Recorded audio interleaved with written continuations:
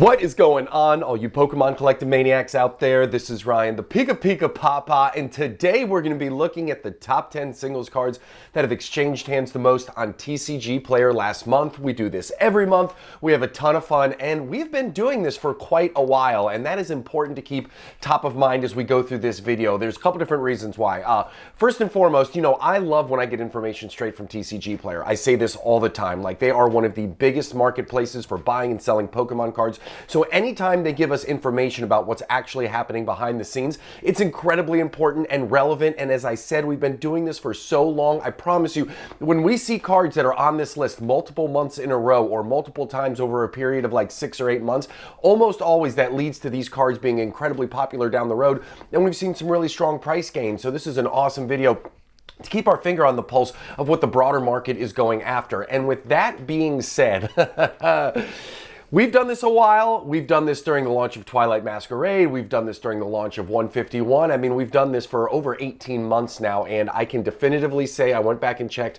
we have never seen a top 10 singles cards that exchange hands the most on TCG Player list shake up the way it has this month, and that is because of Surging Sparks, okay? Like I said, 151 was an epic set. I don't think the hype could get any higher than it got for 151, yet when that set dropped, we still didn't see the number of 151 cards on this list month one that we're going to see for Surging Sparks. And again, I'm not saying that's a good thing, I'm not saying that's a bad thing, but whenever something is fundamentally different than what we've seen in the past and what we've come to expect, I think it's really cool to call out and we can take some learnings from it. So there's still some other really awesome cards on this list, and first we're going to go through the cards that fell off this list. But just so you understand what I do here, I don't just show the prices for the cards that are on here, I also show the booster box or some of these elite trainer boxes if they come from like 151, which is a specialty set. I have this star system that you can see right there, which denotes how many times how many concurrent months in a row these cards have been on this list, because I think that's really important too. So we do a lot more than just talk about cards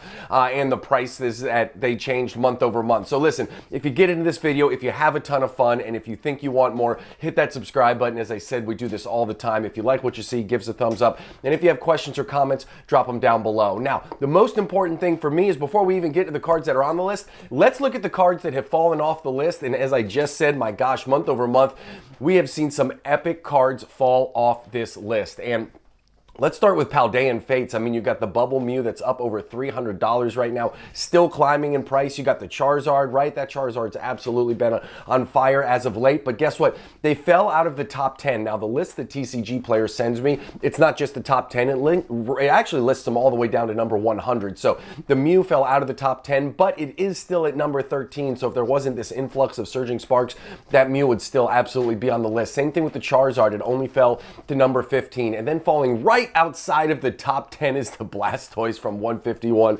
Absolutely love that artwork, love that card. We have 2 cards from Crown Zenith that fell off, the Arceus and the Mewtwo. Not overly surprised to see them fall off. I love that Mewtwo card, one of my favorite artworks there.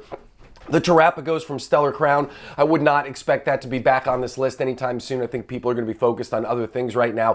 The Magikarp, obviously, in my mind, I think that's one of the best chase cards from the Scarlet and Violet generation. So I wouldn't be surprised if that pops back up on here. And then for whatever reason, that Charizard from Celebrations, it is on again, off again this list, and it has been that way ever since we started doing this video series. It is weird. It'll be off the list for like 4 or 5 months, then it'll just randomly pop back on, and then it'll disappear for another period of time and go dormant. So I don't know what it is. I don't know why it randomly pops back on here, but it is a frequent flyer here in terms of the top 10 Pokemon singles. So now that we've talked about what's off the list, more importantly, let's talk about what is on it. And starting with the 151 card, absolutely love this Venusaur EX. Again, we just talked about the Blastoise just falling out of the top 10. Surprise, there's actually going to be another 151 card on here. So if you think about it, if it wasn't for that Surging Sparks influx we're going to talk about here in a minute, you would have had 3 151 cards on this list. So 151, despite its age, still super popular, still tons of people love it. It is obviously one of the best sets in recent memory. So you got this card. It's been on here 2 months in a row. And if you look at the left, that price graph, that is the Pokemon Center exclusive Elite Trainer box price,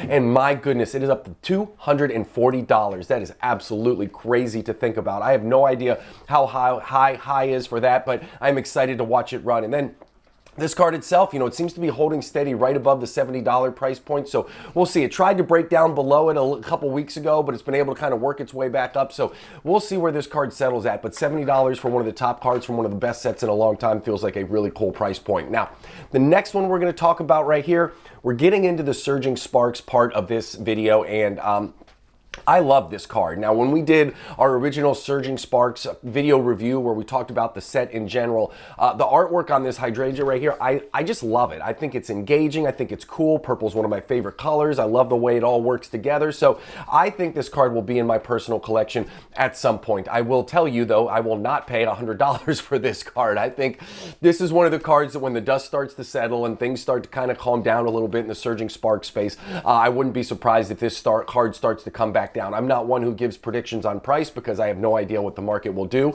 but I love the card, I love the artwork, and I will have it at some point, but I am going to wait for it to come down just a little bit. Coming in at number 8 on the list, we talked about the Milotic not long ago. It was on one of our lists where we talked about the cards that had been gaining the most in value over the course of a week, and obviously this card had a very aggressive spike up there. Now, if you look to the left, you will also see the booster box price for Surging Sparks, and I kind of over-indexed on highlighting that on this slide because booster boxes are over $200 right now for Surging Sparks. The set's a month old. Now, I do expect that the Pokemon Company is going to go ahead and, influx us with some more Surging Sparks products, but I mean, it's sold out at the Pokemon Center in the US. Super hard to find in your local card shop if you can find it at all. So it's going to be interesting to see what happens with that. Matter of fact, on Wednesday, I have a video that's coming out which is all about historical booster box prices and how they've moved over time, specifically with a focus on the Sword and Shield era, because I think there were a lot of learning. Sword and Shield era was super popular. Obviously, it had a lot of macro level impact as well. So we're going to do a deep dive on that. So if you're interested in it, I think it's a really cool video and I can't wait for you to watch it. But this card coming in at $160 seems to be leveling out a little bit. We'll see where it ends up in the long run. Next card coming in at number 7, the trainer card from the set, Lisia's Appeal here. A card that is actually following what I would consider a normal or expected pattern for any cards that come out in a new set, right? They start off really high, but then as supply starts to meet demand, right, more product is ripped, more supply starts entering the system, price starts to come back down. But this is the only one that's following that pattern. All the other Surging Sparks cards, they're like, I don't care about this typical Pokemon pop and flop. We're going to take off like a scalded rabbit. So starting to flatten out around the $70 price point. I don't know where this is going to be. I don't know. I think the energy in the trainer space is nowhere near what it was a year and a half ago. I think that was a little bit of a I don't want to say FOMO, but it was definitely a market rotation. Everybody was into trainers and we've kind of gotten off of that now. So I don't know where it's going to land at. I do think the artwork's really cool, just like most of these Surging Sparks cards. But it's nice to see one that follows a traditional pattern. Coming in at number 6 right here, the Latias. I mean, behind that Pikachu, spoiler alert, you're going to see that card on this list here in a little bit.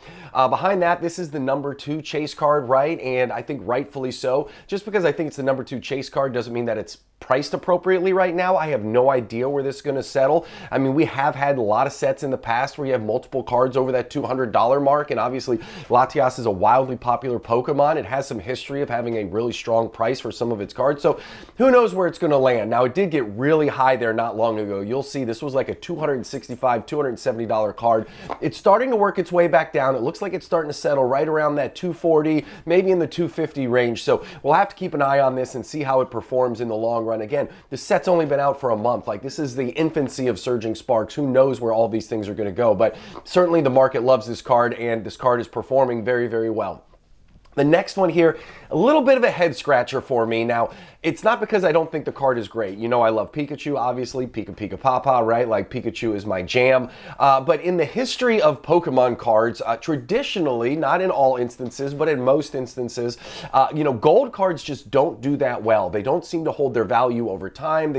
They always seem to kind of be second fiddle to amazing artwork that isn't over-inundated with all of this gold. Now, records are made to be broken. Trends can, they don't always follow the exact same path. So who knows, maybe this Pikachu will go ahead and break that trend. It is harder to pull this gold Pikachu than it is to pull that special illustration rare. But remember, these Pokemon markets, it is all based off of supply and demand, okay? So it doesn't matter if this has a smaller supply. If the demand isn't there, the price won't be there, right? Obviously, everybody's all over that special illustration rare Pikachu, which is why the price is so much higher. But Coming out of the gate, we got a gold Pikachu EX right here, nipping at the $200 mark, which is incredible to think about. I mean, again, this is just not what you traditionally see. I hope it's not a bunch of people getting caught up kind of in the Pikachu Surging Sparks FOMO mindset, and so they just want everything Pikachu out of Surging Sparks. But coming in at number 5, there's a lot of people out there who are doing that. Next one right here, we're starting to get out of Surging Sparks. There's only one more Surging Sparks card on this list, and I guarantee you can guess which one it is. You know, in the beginning, we talked about two of the biggest and baddest Paldean Fates cards that had fallen off the list, and the Gardevoir survives.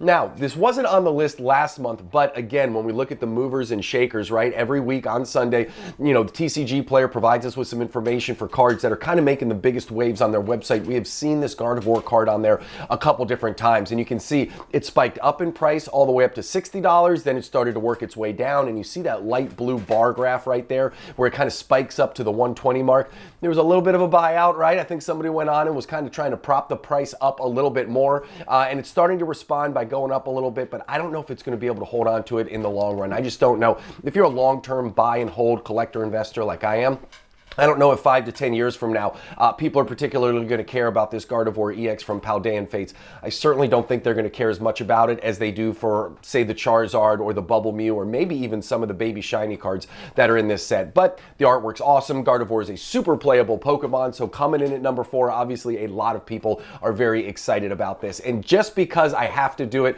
I can't jump off this page until we talk about the Pokemon Center exclusive Elite Trainer Box price there on the left, up over $100. We've been talking about that thing a lot on this channel. I thought it was a very great price a little while ago, and now it's starting to spike up. I don't think it's going to be quite 151 level, but over $100. I mean, what a great buy and hold if you were able to get this before it sold out on the Pokemon Center. Next one right here, coming in at number 3, a card that has been on here every month for 6 consecutive months, and rightfully so. You got the Sunzard right here. You know, this is the biggest card from the 151 set, which is going to be one of the biggest sets from the Scarlet and Violet era. And as you can see, the price has responded accordingly. Over the last 3 months, it has gone from a $120 card all the way up to a $215 card. And this is one of the ones where it was easy to see it was going to break out. The popularity of 151 was undeniable. The gem rates in 151 is abysmally low. There have been so many of these Charizards sent to PSA for grading. I think the number's insane. I think like 20,000 of them have been sent to PSA for grading, and it only has a 40% gem rate. I think there's a little over 8,000, almost 9,000 in PSA 10s right now, which is overall a large population, but again, 40% gem rate. It is a very, very hard card to actually get in that holder. So as you can see, the prices responded just the way you think it would. You know, one of the best cards from one of the best sets with a really low gem rate popped up over $200, and it has not looked back ever since. Coming in at number 2, another Charizard card, another card we've talked about so much on this channel back when it was at the $40 price point. Obsidian Flames may not be the best set of the Scarlet and Violet era, but it's got a lot of really cool things on it. Whether you love or hate the Terra artwork, I think this has enough about it that people are going to be engaged in. It doesn't give me the Darkness Ablaze Charizard artwork, right? Plus the fact that it is a really, really low gem rate. This is an incredibly hard card to get in a PSA 10 holder. So when you put all of that together, it's a card that is going to grow in value at least for a little bit over time. And you can see, you know, it was $40 3 months ago. Now it's all the way up to the $70 price point, coming in at number 2. And look at the way the booster box has performed over the last year. I mean, a lot of people were sleeping on Obsidian Flames. I'm not saying it's going to be a $300, $400, $500 booster box in the next 3 years, but it's interesting to see it get all the way up to $124 when a year ago it was sitting in the $100 range, right? That's a 20-something% gain over the course of a year. So booster box investing, it's very hard to go wrong. And again, I think in future generations, when we start to understand some of these sets that come out that have really low gem rates, same thing we saw with Paldea Evolved, right? Like, I think that's a good indication of future price appreciation. We'll keep that top of mind when these other sets come out in whatever the next generation is going to be. Coming in at number 1, what can I say that hasn't been said about the Pikachu EX from Surging Sparks, the special illustration rare? I mean, it's just crazy. I don't know what else to say. I mean, the card is at almost $500. It's at $487 right now. You can see at one point it was all the way up to $600 as soon as the set came out. Worked its way back down close to $400, $420. Then it shot back up, and it certainly seems to be leveling off right in that $485 price range. I love this card. You know, I think it's absolutely stunning. I think it's a worthy number 1 card right now in the Scarlet and Violet era. I truly believe that. I think this, and I absolutely love that Sun Charizard from 151. You know, I think those two are worthy of being like the number 1 and the number 2 chase cards here in the Scarlet and Violet era. And it's going to be interesting to see what these next sets that come out. I think Prismatic Evolutions, obviously. I think there's going to be some cards in there that give this card a run for its money. I think we're going to have some other great sets. Obviously, Team Rocket Returns is going to come out at some point. I think we're going to have some epic artwork and some epic chase cards from there. So this might be the number 1 chase card for now in Scarlet and Violet. It's going to be interesting to see how long it can hold on to that spot, or if it can run the table and stay number 1 the whole way through. So listen, that is the top 10 list. I fully expect this to change next month when we get it. I expect some of these Surging Sparks cards to fall back off, and I expect some of those other awesome cards to fall back on. But who knows? The market is doing things right now that I had not anticipated. So I will say this, if you want to first look at that next video when it comes out, and you had a ton of fun throughout this one, hit that subscribe button if you haven't already. If you like what you see, give us a thumbs up, and if you got questions or comments, drop them down below. I appreciate you more than I can say. I hope you have an epic one. Talk to you soon. Thanks, everybody. Bye.